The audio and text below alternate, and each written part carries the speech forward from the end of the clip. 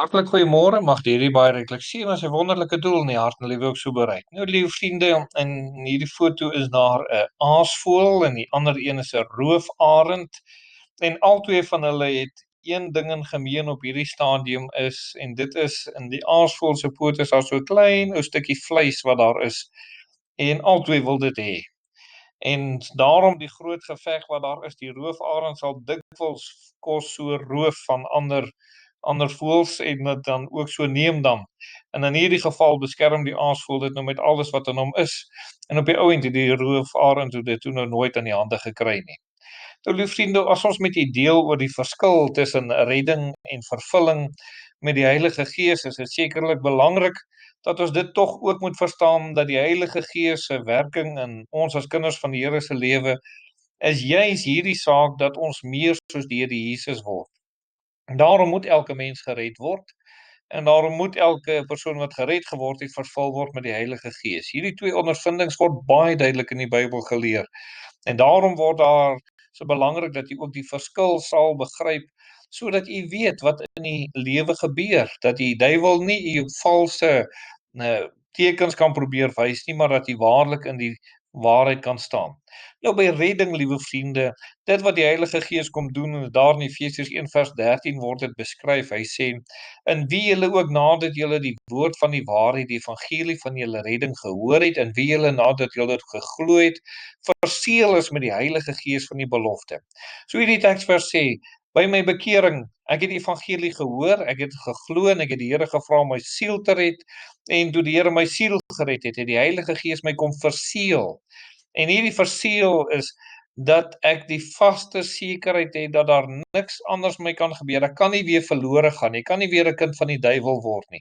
As die Here my sy kind gemaak het, kan ek nie weer 'n kind van die duiwel word nie.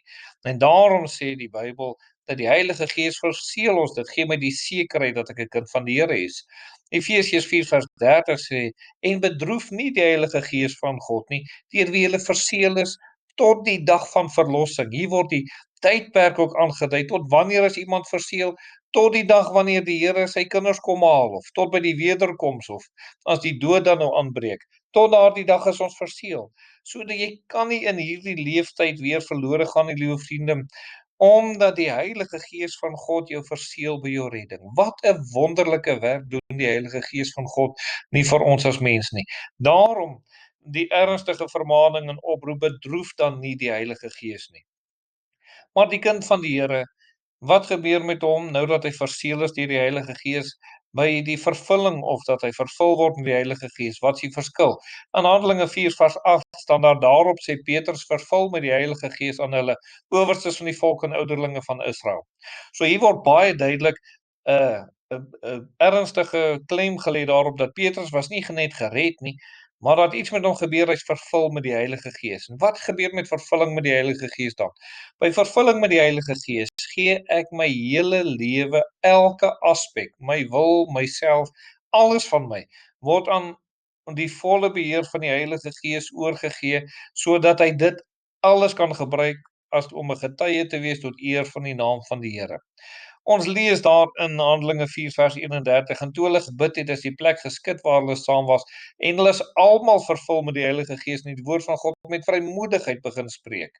En dan Efesiërs 5 vers 18 sê, moenie dronk word van wyn nie, daarin losbandigheid, maar word met die Gees vervul. So geesvervulling gaan daaroor dat elke aspek van my lewe aan die Heilige Gees van God oorgegee is, om dit te gebruik om 'n getuie te wees, om die evangelie uit te dra. Soos wat alkohol die hele wese van 'n mens vervul en hom beïnvloed, so sal die Heilige Gees van God volle beheer oor my hele wese hê en my beïnvloed om daardie getuie te wees. Die keuse lê nog altyd by u om 'n getuie te wees, maar as jy vervul is, kan u so maklik 'n getuie wees, want God kan elke deel van u gebruik. So u moet weet dat die Heilige Gees u verseël het en u moet weet dat u vervul is. Belangrik dat jy dit moet weet. Kom ons bid dan saam. Ons dierbare Here, baie dankie vir die werking in ons hart en lewe, en gee dat elkeen dit vanoggend mag weet, en die wat dit nie weet nie, met u reg mag maak. Amen.